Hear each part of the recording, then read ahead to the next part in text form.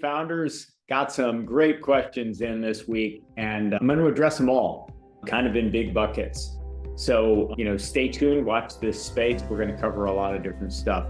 So one great question we got is essentially, if I'm selling my business, is my team safe? Is the buyer going to keep them or let them go? All right, so there's no one size fits all answer here, but I can give you a couple of decent guidelines. First of all, if it's a strategic buyer, they probably don't need your staff people, or they don't need all of your staff people.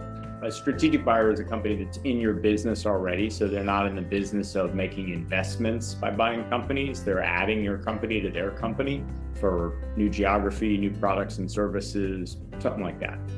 Look, if they've got a controller, they might not need yours. If they've got an HR department, they're not necessarily going to need yours. Kind of depends on how big they are. Like a big public company might keep all of your staff, but your staff is probably going to report to people in the public company, so not all to one person at your company. As a general rule, think of it this way: private equity firms want to generally keep your staff, definitely want the management team to stay in place, and will probably add people who can increase revenue and or efficiency. That's the private equity playbook.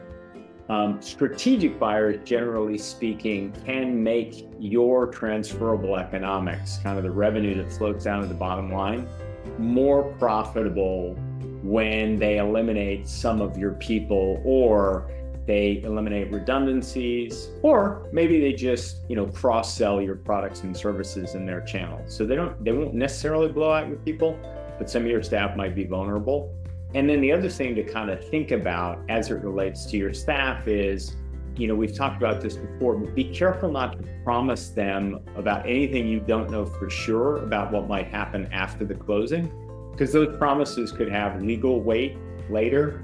And you've always got the opportunity, if you feel like some of your staff is vulnerable, you can certainly surface the question with the buyer later in the transaction, because chances are early on they haven't even thought about it. And if you feel like people are going to be vulnerable or harmed, you might arrange with your buyer and your M&A counsel, your transaction advisor, to bonus them as part of the package to make sure that they land on their feet if they're going to be eliminated. But make sure you do that before the transaction's closing. Signal that to your advisors as early as possible in the deal. All right. So again, no one size fits all, but private equity probably wants to keep your people and maybe add some more. And strategic buyers might be eliminating some or a lot of your staff. Anyway, stay tuned, more to come.